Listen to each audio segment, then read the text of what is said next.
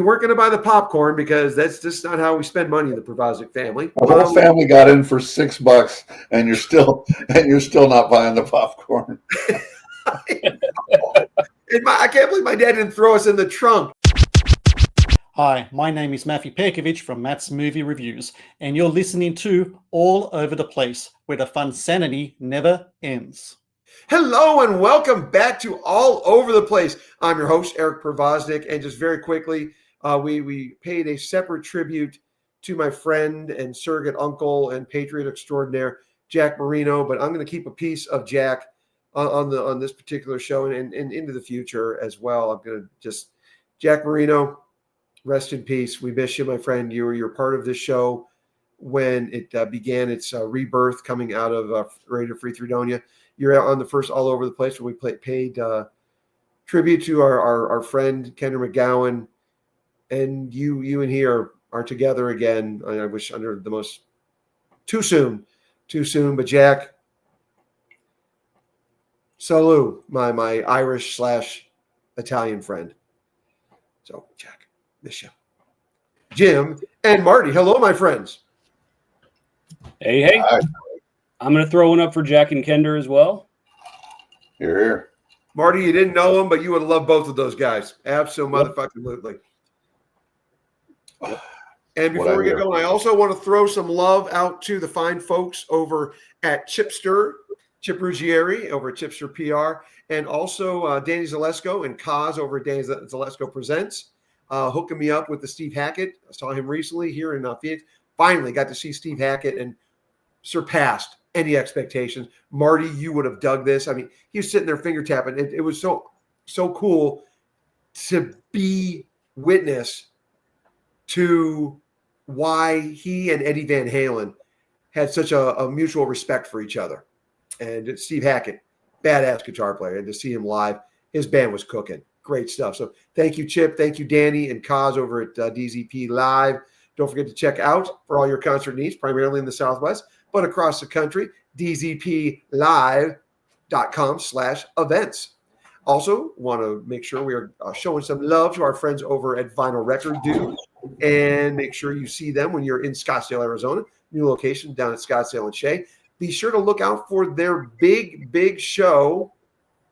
There's going to be big shows there, but they're going to be having a big event on Small Business Saturday, so the day after Black Friday, the day after Thanksgiving. Make sure you get out there, live bands throughout the day. And our very own Kathy Rankin, maybe they're selling her CD single that she has finally available on a CD single, physical product, not just streaming. And Kathy, unfortunately, not able to join us tonight, but be sure you're checking out what's going on with her. She's got so much stuff going on all the time.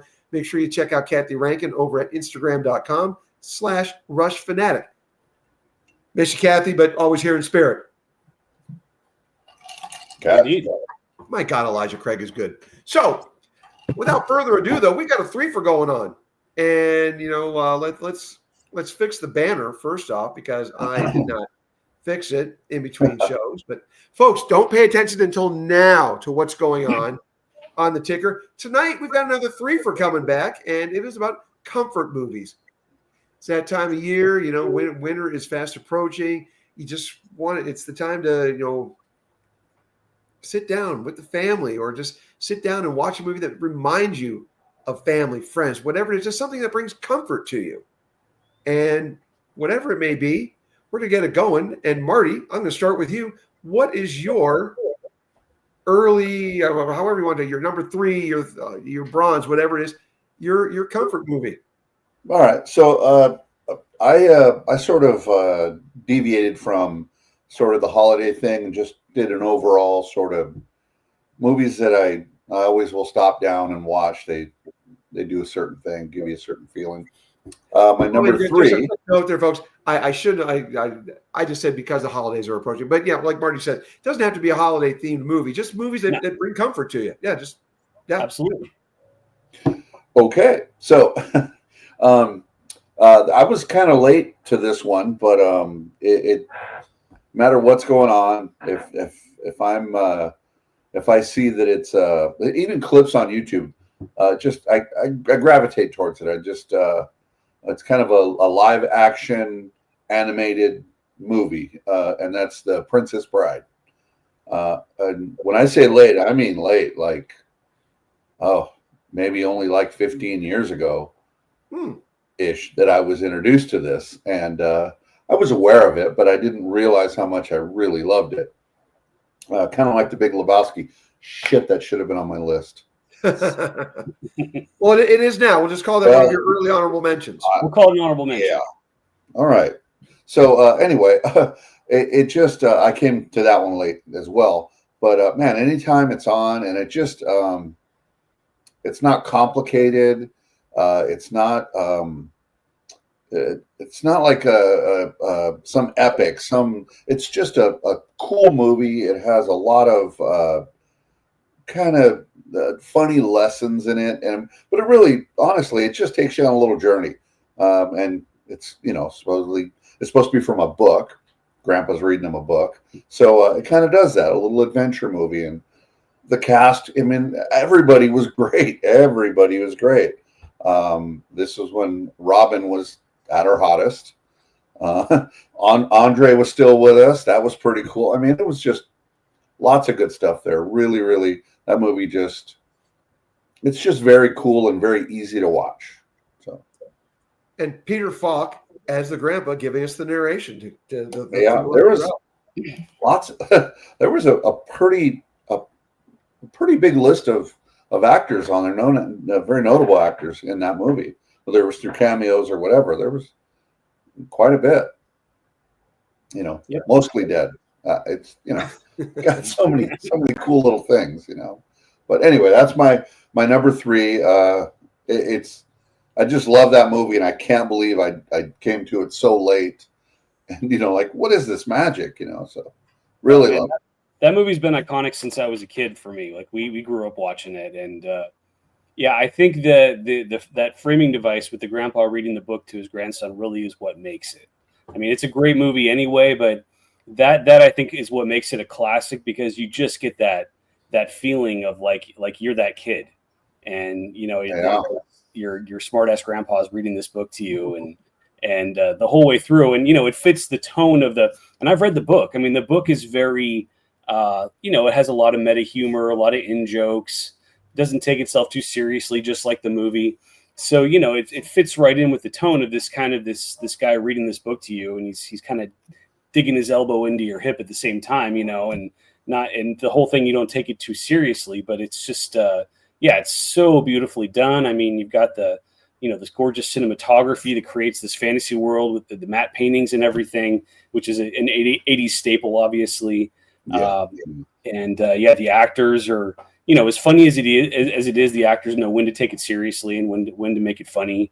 It's just so imaginative with all the fantasy elements, but still feels very grounded because it doesn't go too far into the sword and sorcery type of aspects of it. So it feels like, I don't know, it almost,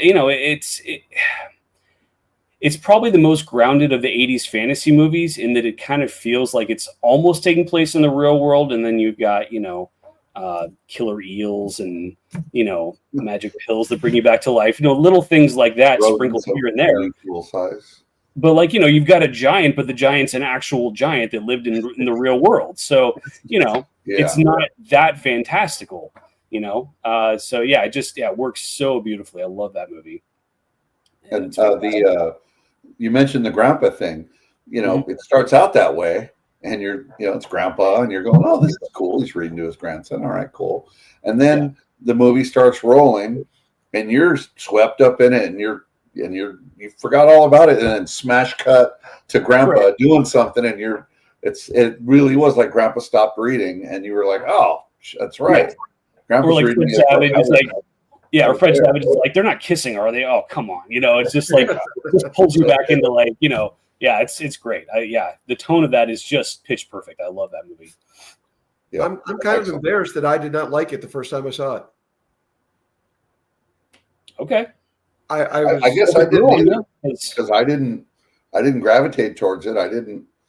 Well, I was 16, maybe. Yeah, I was 16, maybe 17. I was reviewing it for my school paper, and as has been documented enough times on here, big fan of Spinal Tap. Also, as a Rob Reiner fan, big fan of The Sure Thing, and also the Stand. Stand by Me. The Stand, right?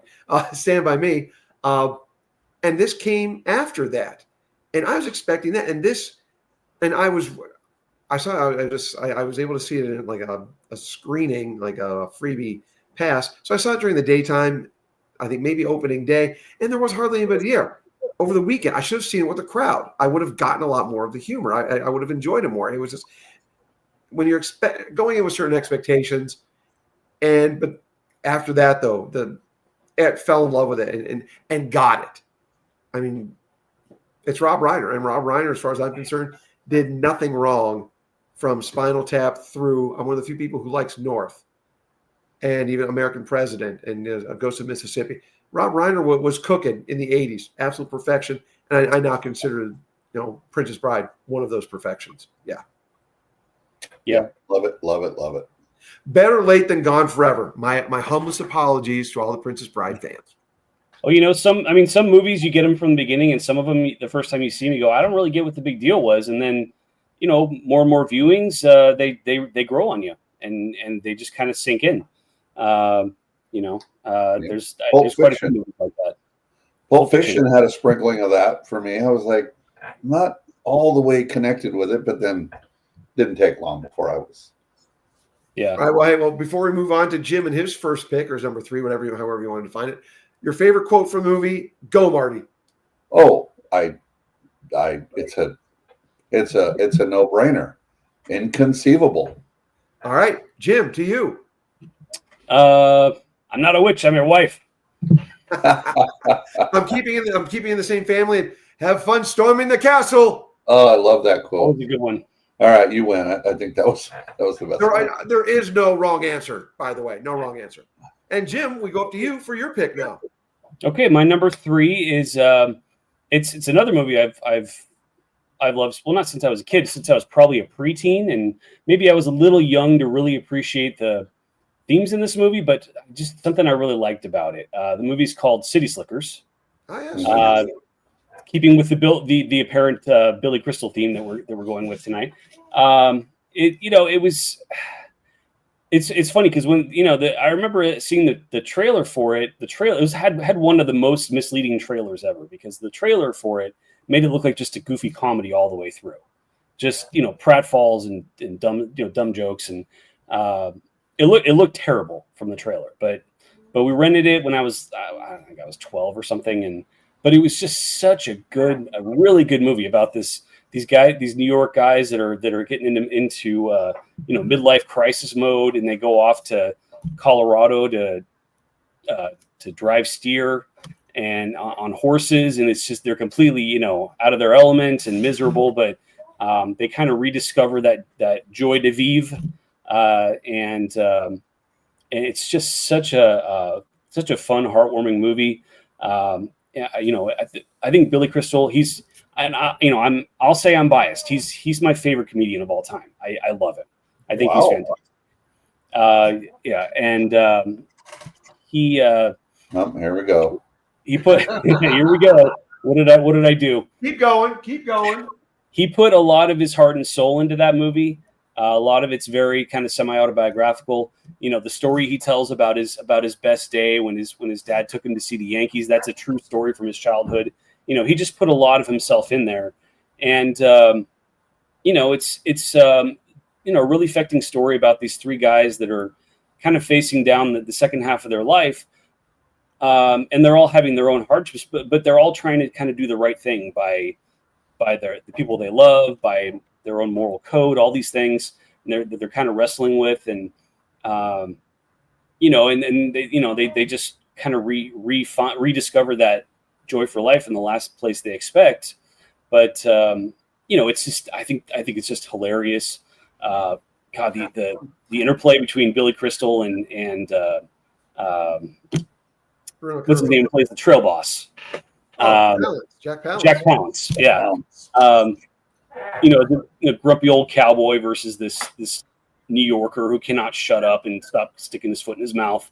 It's great, and it's such a heartwarming movie, and by the end of it, you just kind of love these characters, and I want to give them all a hug, and it's meant more and more to me as I've gotten older. Obviously, the what the characters were dealing with didn't mean a lot when I was 11 or 12, but it means more to me now, and I just never get tired of revisiting it. It's like the movie's like a warm hug. I love it. So love I it am too. nothing without Billy Crystal. Look at that. Most of the There he voices I is. do are an outgrowth of what I learned from him on this album, Marvelous. So Marvelous. yeah, he's not my favorite comedian of all time, but he is definitely in my top 3 stand-ups of all time. Yeah. When I say comedian, I'm not just stand-up, but just in general, funny man. Yeah, just a comedic actor. Yes. Comedic actor. Yeah, exactly.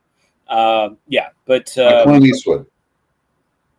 yes, exactly. That's exactly what I had in mind. But yeah, man, him and Daniel Stern, Bruno Kirby, the 3 of them, I wish they made a whole bunch of movies together. They made the sequel, obviously, but they had such great chemistry as buddies, and it's just such a fun, heartwarming movie. I really dig it. So, and glad you and of course because of what he did after he won supporting actor, but giving Jack Palance the best supporting actor, great vehicle to do that. And so it's much love. He's an Eastern Pennsylvanian, but much love to Jack Palance. Absolutely. Well, I'm skipping to me and my number 1 pick. I don't have Billy Crystal on my list here, but I will throw an honorable mention to When Harry Met Sally. I'll just get. I don't have any other. I got one other honorable mention, but I'll give one now. That's fair. Just to keep it. That to me is the greatest romantic comedy of all time. So I will give some love as an honorable mention to that, because Billy Crystal and Meg Ryan just absolutely perfect in that together. Bruno Kirby and Carrie Fisher, perfect together, just amazing. So yeah, a movie that you think you're going to watch one scene? Nope, you watch the whole thing. Absolutely. So, but my number 3, I'm going to go with one that takes me back to.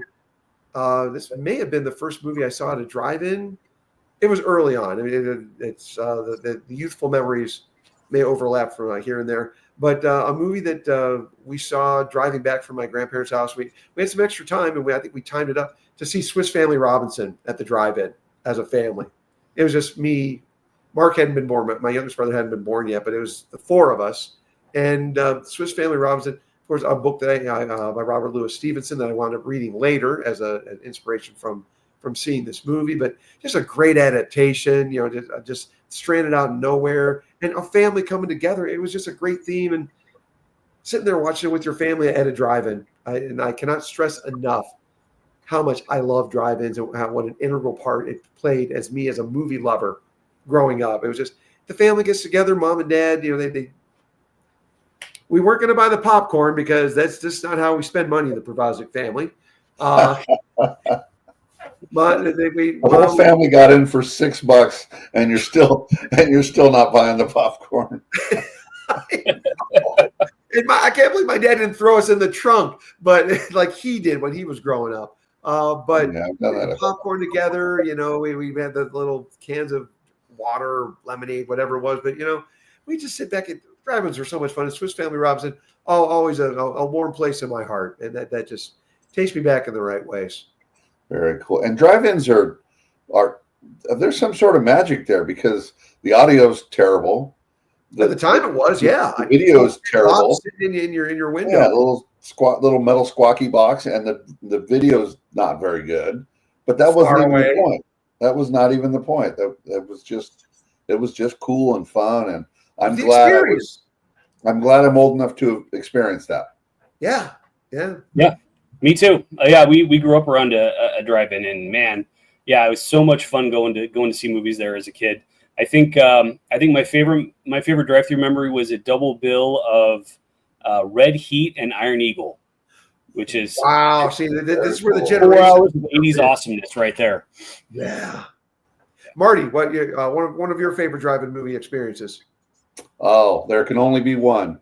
7th grade. That would have been 1979. Yeah, in there. My friend Donnie's dad, he was a little eccentric, we'll call him. Can I guess?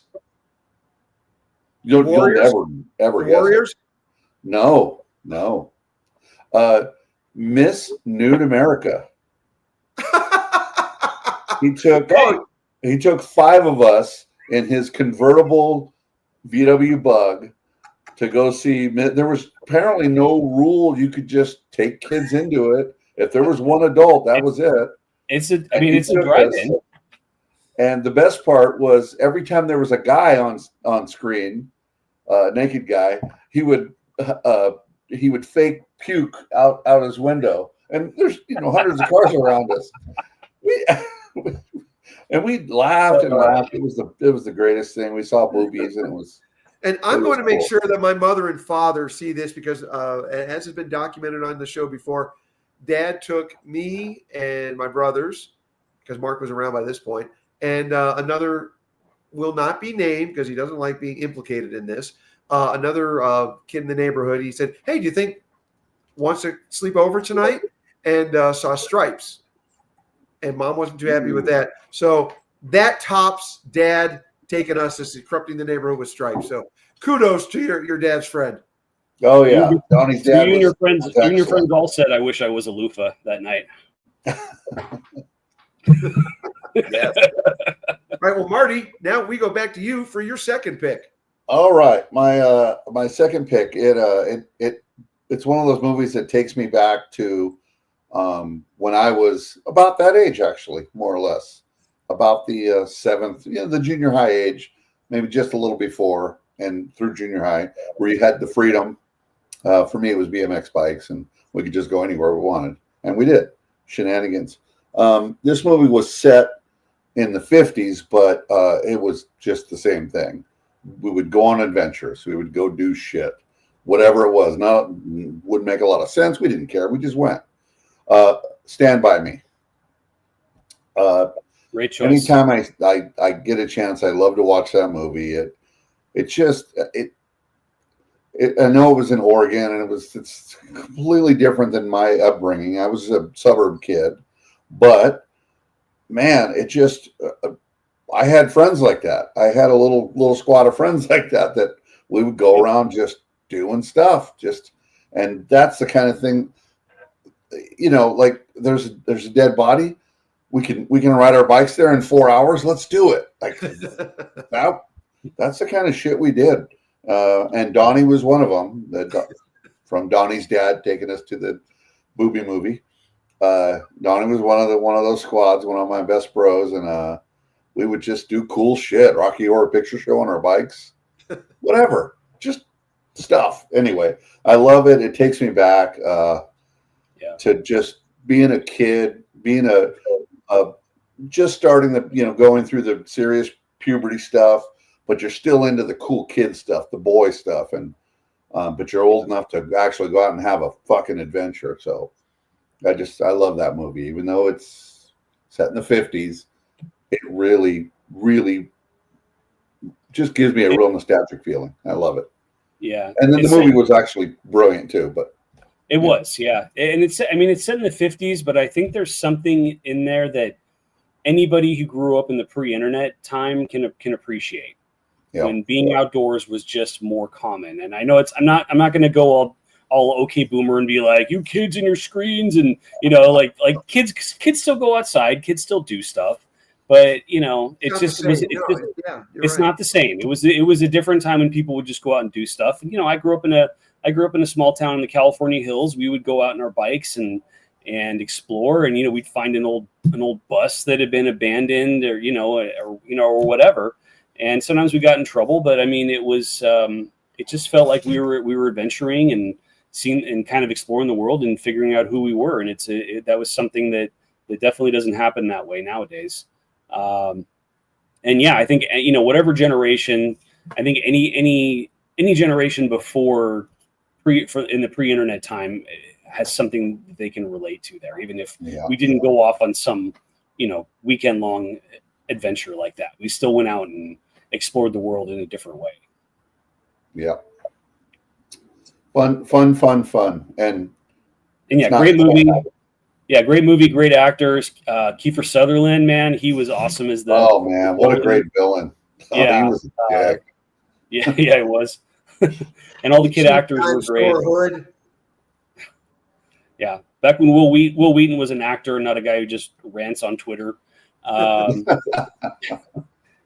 great movie. Yeah, fantastic. And honestly, as a kid, I don't think I even remembered it being set in the 50s. It felt like it could have been set at the same time it came out in the 80s.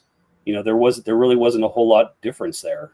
Yeah, I think it was 2 to 3 watches before I was really aware that how far back it was. Because the guys Right. could have been driving old cars. So it just didn't. I guess it just didn't put a lot of thought into it, and then eventually it kind of stuck. Yeah, just saying, in the 80s, there was kind of a nostalgia blast going on for the 50s at the time, and the 50s made a bit of a comeback in our culture, and so that movie fit right in there with that. Yeah, for sure. Absolutely, and with a boom, over to you, Jim. All right, for my number 2, I'm gonna pick a movie. I think this might be, honestly, the comedy that made me laugh the hardest as a teenager for my teenage years. Obviously, your mileage may vary, but I thought it was absolutely hilarious all the way through as a teenager. And it's just really grown in my affection for it over the years. The movie's Tommy Boy. Chris Farley, man, he was an absolute idol. Chris Farley was an idol of mine as a kid, not a kid, but a teenager, and obviously taken from us far too soon. Just when his career was getting really interesting. But man, something about that movie, it was just magic. It was so good. It was so fun. I remember laughing till I had to turn away from the screen. I couldn't breathe. Yeah. Eric really enjoyed it. Yeah, they just took this guy who had this kind of manic energy on Saturday Night Live and threw him into this movie along with David Spade, and said, "Let's try to make this work. We're going to have you be a car salesman or not car salesman, but a guy who inherits a auto parts auto company and has to go on a sales trip and."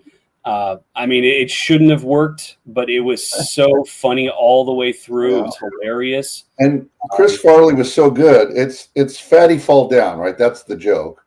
But it was also a buddy movie and all that. But Chris Farley was so good at Fatty Fall Down that it just kept working. I just kept laughing like an idiot. Yeah, he had such a talent for it, and he was so good at going between that and then just having this kind of quintessentially Midwestern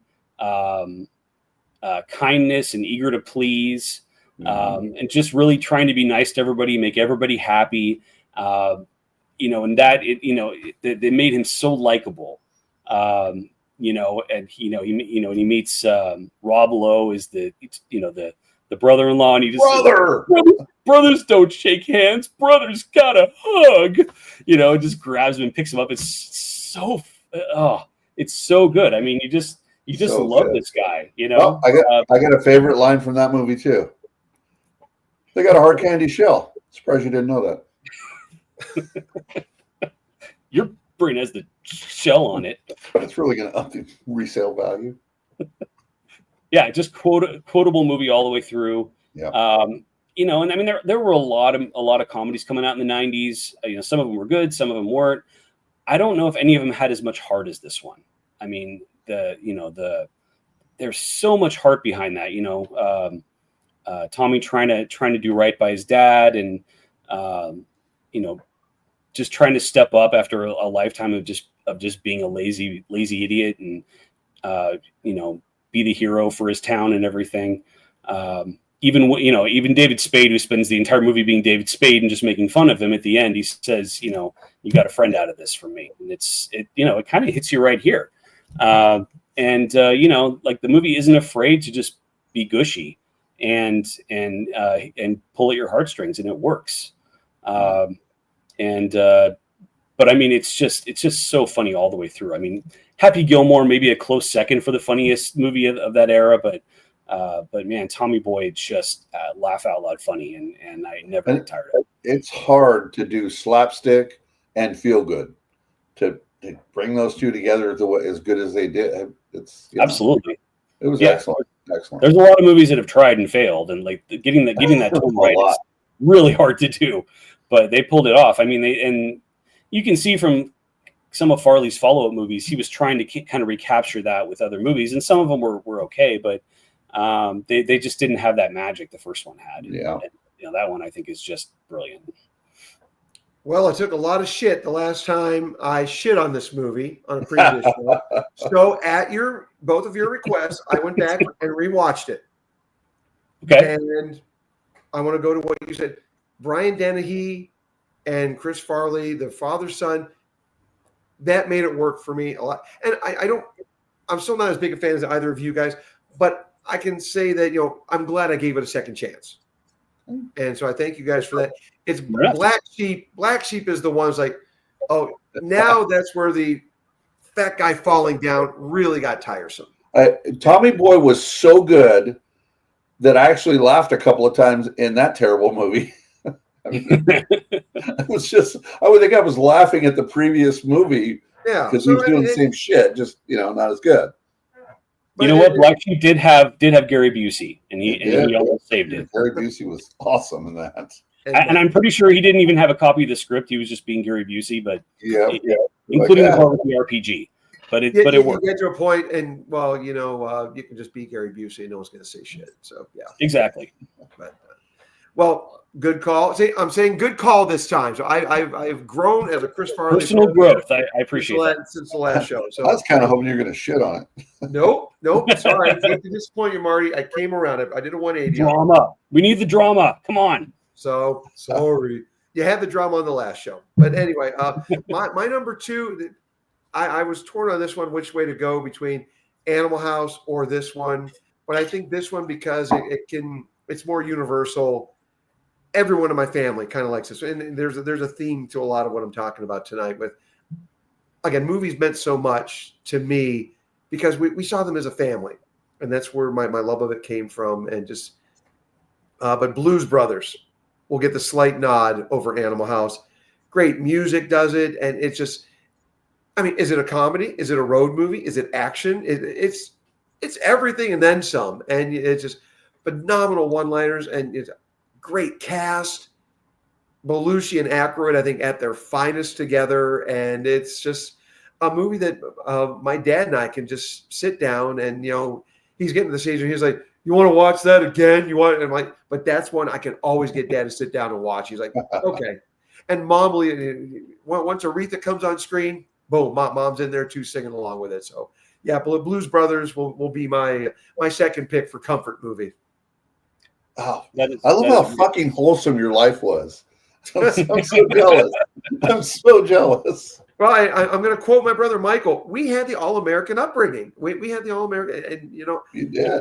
I tell my mom and dad, if I ever complain about my childhood, kick me out of the will. But no, because it was.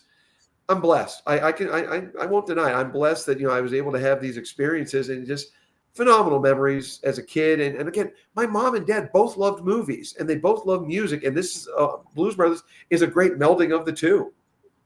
It is. I didn't discover that movie until I was well into adulthood, but I definitely fell in love with it. There he goes again. There he goes again. It's fantastic. I think I've shared this quote before, but Roger Ebert called it the Sherman tank of musicals. Yes, that sums it up perfectly.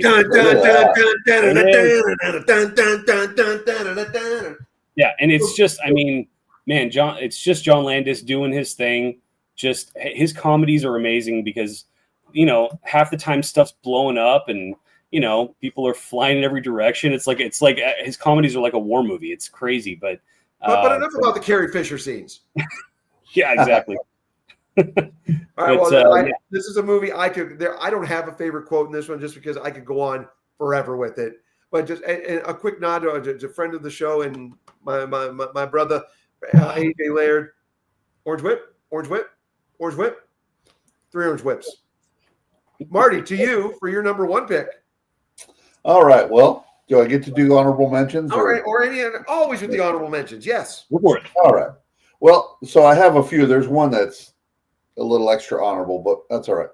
So Breakfast Club, just because it's right in my wheelhouse. I was one of those kids. The Warriors, love that movie. I knew it would make a comeback with you. I knew.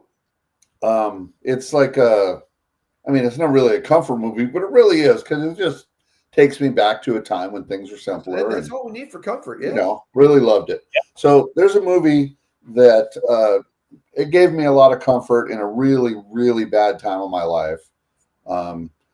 And you'll know why it's just an honorable mention in just a second here, but Bye Bye Love. It's about divorce and dads trying to deal with it. We always saw the mom's point of view, and she had the kids to go to school, and there was all this ruckus, right? But this was the first time we got a peek into what happens with dads. And, Matthew Modine, Quaid, and Reiser. Reiser. They couldn't be more different guys, but it was perfect. They were the three different, so good, man. And but they had that in common, and that was all they needed. Yeah, and I'll tell you, I went through a pretty awful divorce, and the whole custody with the kids and all of that. I went through all the shit they went through, and it helped me heal. It really did. It helped me get through it. It helped me to kind of see like this is a human condition. This is something normal. You're not unique. This happens to people so much so they made a movie. So anyway, honorable mention. I thought it was really good. There's a lot of funny stuff in there too. Just really good. Anyway, my number one, there can be no other. Highlander? Star Wars. The first Star one? Wars. 4. So anyway, New Hope. Not A New Hope. You said, shut your mouth. Shut your dirty pie hole. It's not A New Hope. It's Star Wars. It's not Indiana Jones and the Raiders of the Lost Ark. It's Raiders of the Lost Ark. Rant over. Go on. Yeah, you're right. You're right. So anyway, it's Star Wars, which is what I said, I guess. It came out in May, but that first weekend, my grandfather took me to go see it. But he's an old Mexican guy. He didn't know. So we get there, and there's just lines and people everywhere, and it's fucking weird. He was like, "Oh well, you got a shot of luck," and I was devastated. I had told my friends I was going to go and all this, so excited. And he was like, "Oh well, want to see something else?" I'm like, "No." What the? So he said, "I'm sorry. I'll take you next weekend." So it would have been it was June 4th, 1977. That was the following Saturday. So I think it came out on a Wednesday, if I'm not mistaken. It opened to bigger, more amounts on that weekend. That following Saturday is when I went, and I sat on the edge of my seat. I was 9 years old, so of course I was already doing that, but just absolutely blew my mind. And it'll always, my grandfather, I'd look over at him, and he was born in Mexico. He was born in the U.S., but when he finished high school, he went to Mexico. So his adult life was in Mexico. Mexican culture is so much different, and he was just sitting there like blown away. He couldn't believe what he was watching, and that was pretty cool that we shared that kind of childish wonder of this amazing thing that's happening, and so whenever I'm in the mood. Say I'm making breakfast or something, I'll throw Star Wars on and have that thing running while I'm cooking breakfast and awesome. Or stuff like that. Working on my motorcycle, whatever it is, have it on in the background. It just feels great. I couldn't love it anymore. Right on. And us geeks will go ahead. Favorite Star Wars quote? Go. What? Favorite Star Wars quote? It's blasphemous to me. I can't do it. I can't do it. Well, no. Jim, do you have one? That's no moon. It's a space station. Like it? Pretty good. And this is because he was still a scoundrel. flips the coin.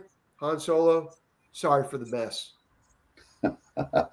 That's really good. See, I can't do it. There's too Han much. shot first. You're damn right. Oh, fun. This is a whole different show, but yeah. Yeah, that's how you stay alive. You shoot first. Everybody knows that. Yep. Yeah, I can't love it enough. Solo. It's love it so much. Love it. Oh, it's great. Yeah. And us geeks will have these arguments about like what's the best one. Empire Strikes Back is the best of the Star Wars movies. I think so too. But original Star Wars is the most fun. It's the most fun one. It's the most entertaining one. And it captures that spirit of I see you looking over there, Eric. I'm telling you, it was the most fun one. And it captures the spirit of the old Star serials, or whatever you call those. The old I said that wrong, but you know what I'm saying. Yeah. The old space operas. Yeah. It captures that spirit perfectly and brings it up to the modern age with, at the time, modern special effects. I don't think any movie could have done that better. And it's amazing. I love the first one a lot. And it is a comfort watch more than any of the others. Well, Return of the Jedi is superior, you guys though. wanted conflict earlier, but I still think for everything you said, Jim, Empire is all that and then some. And then Return of the Jedi is even better. They just got better after that. Yeah. Let's go with that. Eric hates Ewoks. Anyway, I agree with Eric. Empire is the superior movie, but for me, but again, Star Wars set the stage, and you don't get an Empire Strikes Back unless Star Wars had that mass appeal, and it was. Yeah. And I don't get the feels with Empire because it wasn't my first one. I was already primed and knew what was coming now. So, well, you guys keep talking because I gotta go grab something that's not an album. Yeah. Okay. Well, I didn't have that experience. I watched the first two on tape from the video store, and because I was too young, and the Return of the Jedi was actually the first movie I saw in the theaters. Wow. And I was like, wait, the first movie ever, or the first Star Wars? First movie ever I saw in the theaters. I was like 4 or 5. Good. I was like in kindergarten. My parents took me there, and all I remember at the time was all the laser blasts scared the shit out of me at that age because it was just Eric, will you at least concede that that's the best one for a kindergartner with the Ewoks and shit? A little kid can get into that. Yeah, yub yub and jub, whatever you want to do. Yeah, it's good. As was mentioned on this show, Ghostbusters is good. Gateway horror. Return of the Jedi is good gateway for a 4-year-old into the Star Wars universe. Yes. There you go. See, that's fair. See, George Lucas, I said something nice about Return of the fucking Jedi. There, I did it. Next year we'll do the prequels. Well, this is what I went searching for. This is my little Star Wars tote bag that I got at the discount store. Many not. This is not a space. That's not a moon or a space station. But I'm using it tonight. And the guy commented, a fellow Star Wars fan. And he said, "Are you a Star Wars fan?" I'm like, there's the most obvious question of the night. I said, "Yeah, I was 7 when the first movie came out." So yeah, he said, "Well, I was 7 when the third one came out." And he's like, "Well, I consider the prequels the best of the bunch." I'm like, wow. There's people behind me in line. I did not want to cause a ruckus. I did not want to describe one. And I'm just like, you know what? It's a generational thing. Whatever gets you there is, but okay. We can't. The only good thing to say about Attack of the Clones was seeing the bare midriff of Natalie Portman. They did Natalie Portman, the girl with the 13-year-old boy's body at the time. But that is not so whatever works. But on a positive, I want to go to what you said, Marty, and it's not an honorable mention for me. It's not anywhere here, but I saw Empire Strikes Back with my grandmother Betty. Awesome. And there are a few things cooler than being 10 years old and having to explain to your grandmother what a tauntaun is. Wait, do you need to cut one open? Oh, I thought they smelled bad on the outside. No, G. Well, Betty you need to cut one loves- open. I've got just the thing. Nice. There you go. Nice. So, but yeah, it's Star Wars. The first, episodes 4 and 5. Yeah, no, there are Yep. no bad things to be said. About the prequels, I will only say this. I will only defer to if you guys have ever seen Simon Pegg's rant about the prequels and the show Spaced. And if you haven't seen it, look it up. It's hilarious. I'm on it. Simon I Pegg will is check awesome. that out. Yeah. So I will not say anything other than that I'm going to second him on that. And if you haven't seen it, look it up. It's great. I will share that link when we in post. I will share the link to that one. There you go. Nice. But for now, Jim, to you for your number one and any honorable mentions. Okay. Okay. Honorable mentions. I'm going to start with a movie called Lars and the Real Girl. Ooh. Ryan Gosling. I don't know if you've seen that. Ryan Gosling plays this guy in a small town in Minnesota who's very shy and socially awkward, and he brings home a female doll, shall we say? But the movie doesn't go where you think it's going to. A doll? Oh, it's a good movie. Yeah, I like this one. Yeah. A human-sized female doll, but not for the reasons you think. It's more like it's a way for him to kind of reconnect to people, just kind of rejoin the human race and be social again, be a person again, kind of rejoin his community. And it's the most heartwarming movie you could imagine about a female doll. We'll just say that. It's actually a really sweet movie, but I don't know. Mannequin's pretty good. Mannequin is pretty good. That's true. I guess this is like Mannequin if it never came to life. We'll say that. But anyway, yeah, it's actually a really good movie, and it's just it's a fun one to revisit. One more time, what's it called? Lars and the Real Girl. Check it out. I think you'll like it, Marty. It's a good movie. Yeah. It's a really good movie. Yeah. Tremors. Yes. Mark. Yes. You two go on with yourselves. Take it away, Marty. We need to start over. Damn it. You wouldn't think a movie about people being eaten by giant worms would be a comfort watch, but it absolutely is. I love that movie. I love the tone of it. I love the characters. I love that it's just about these goofy people in a small town pulling together to deal with this thing. The characters are so fun, though. The script is so great and so funny. Damn it, Valentine. Absolutely. Yeah. Hey, I got a question for you, though, Jim. For our good friend Joe Michaels, who's one of the stars of Tremors? Fred Ward? Yes. Kevin Bacon. Kevin Bacon. By the way, I do have a favorite quote from that movie. Go. Goddamn, praise the Lord. That movie's Jim, you'll like this. The Zamora household, Marty and his wife Nicole, they are huge fans. They were with me when I saw Tremors for the first time. I didn't see it for years, and the first time I saw it was on a big screen at one of the our local theaters. Their throwback nights, and I saw it on the big screen for the first time, and I could not have been happier. I kicked myself. I now own the 5-pack of all the sequels and everything, maybe 6, but yeah, it's I'm a fan, absolutely. Nice. Yeah, it just occurred to me, Tremors and one of my main picks, City Slickers, has the same director, Ron Underwood. So yes, that guy knows how to make comfort movies, man. That's all I can say. But yeah, love that one. Marty's had 2 movies that Rob Reiner directed. You got 2 that Ron Underwood directed. But we're enough digressions. Go. Yep. All right. My next one is Bottle Shock. It's a really good movie about the Napa Valley wine farmers when they were just getting started, and they were kind of the underdogs going up against France and all the snooty European winemakers, and they had kind of a can-do American spirit. But it's really good. It's got Bill Pullman, Chris Pine before he was Captain Kirk, and it's just a really fun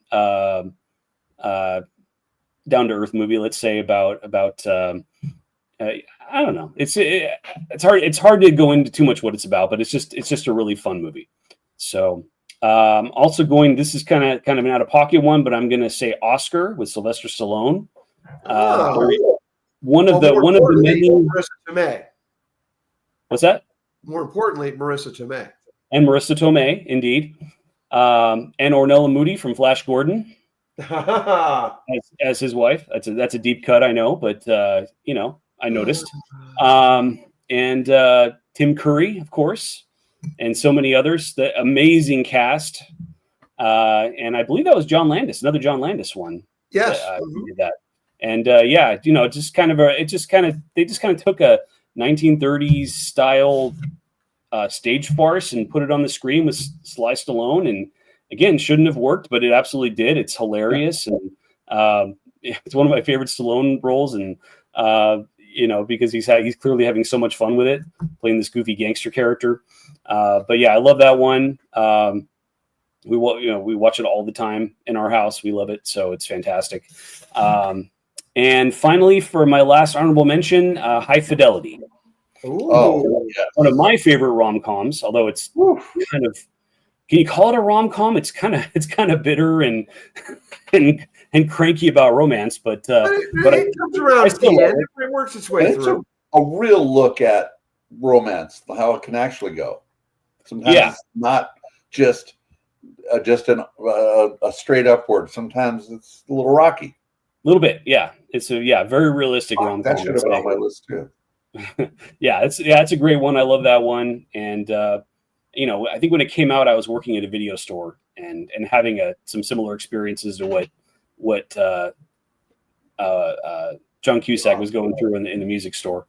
And it has one of my favorite movie lines of all time, which is "Get your patchouli stink out of my store." Love it. One of my favorites. Love it. In my top 10. For sure. Sure. It's a great movie. So that's my honorable mentions. For my pick for number one comfort movie is The Human Centipede. No, just kidding.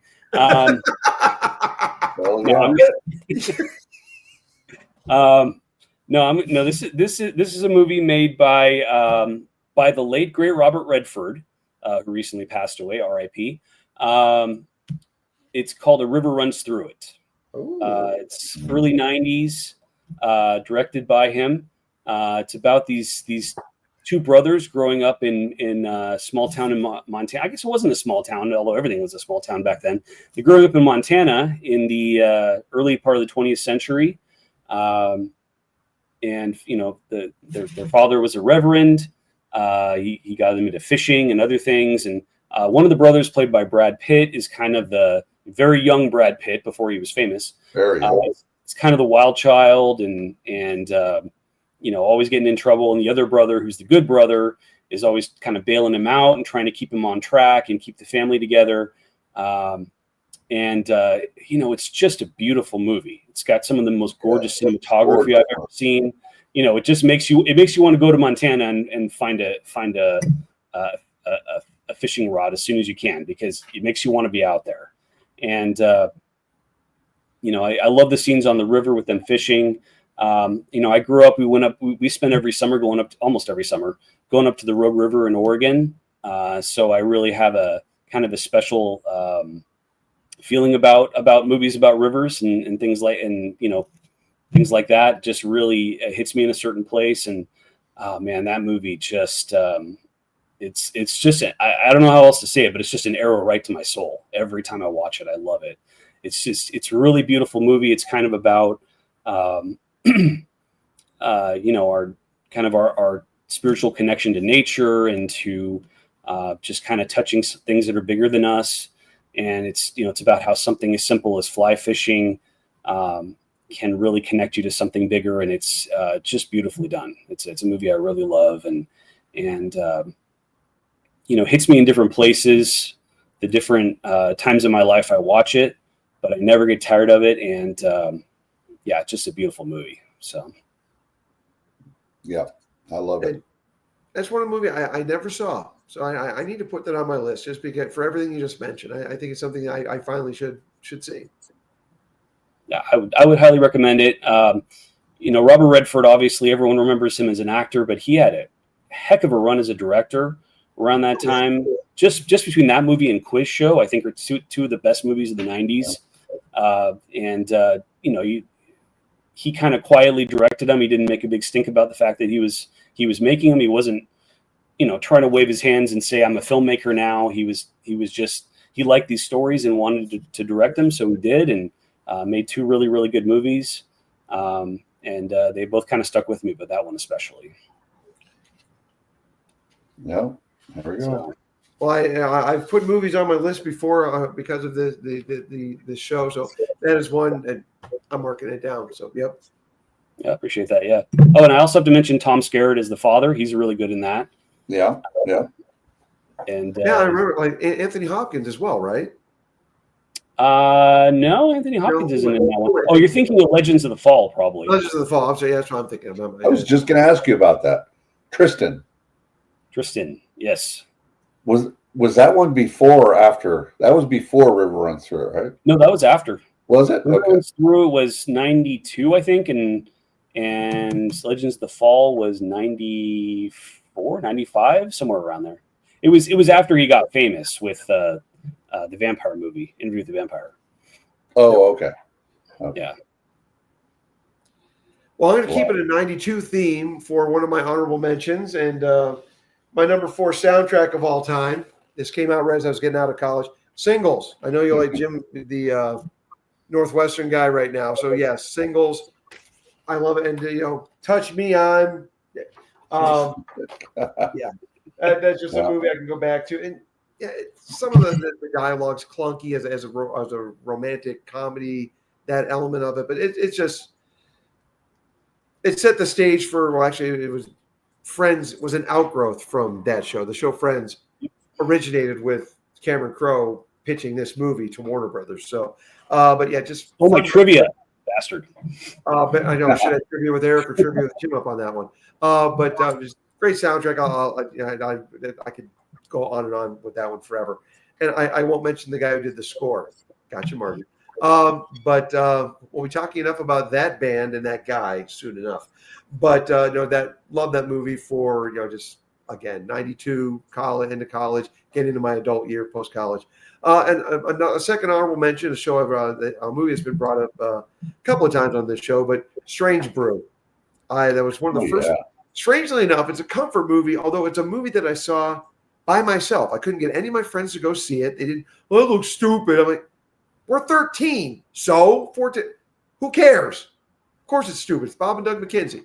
Anyway, and I'm very proud to bring up.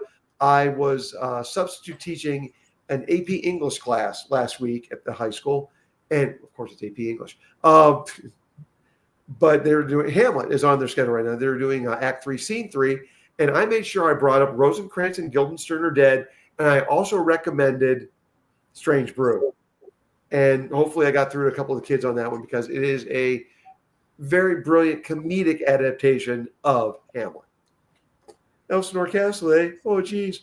So anyway, Strange Brew, an honorable mention. But to go to my number 1 comfort movie, again, I'm going back to All-American Family growing up, and this is a movie that I did not see on the big screen until maybe 4 or 5 years, within the last 3, 4, 5 years, and that is The Wizard of Oz, a movie that not just me, the entire country watched that every year. That was a movie. It was a tradition, just like the Rankin Bass holiday movies. You sat down, if I'm remembering correctly, it was October-ish. Every year, the network would run Wizard of Oz. And entire families would sit down and watch this movie. And if you got scared with the flying monkeys, your mom and dad helped you work through it. I didn't. My brother Michael may have, but who knows? Maybe I did. I'm trying to make it seem like it was Michael. Whatever it was, Wizard of Oz is just a great, great movie, great comfort movie, great family movie, even despite the monkeys. And to finally have seen that on the big screen in recent years, so much better. To take a movie I've loved for years just took it to a whole new level. Love Wizard of Oz, and I can again one of those movies. You sit down, you watch it, not just for one scene. You watch the whole thing. It's Wizard of Oz.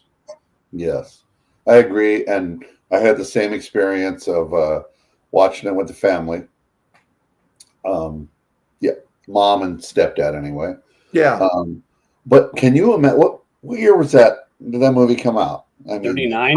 I know 1930. That was a big year for movies. 1939. Huge Yep. year. so can you imagine people's minds being blown when the door opened and it was color? And Color.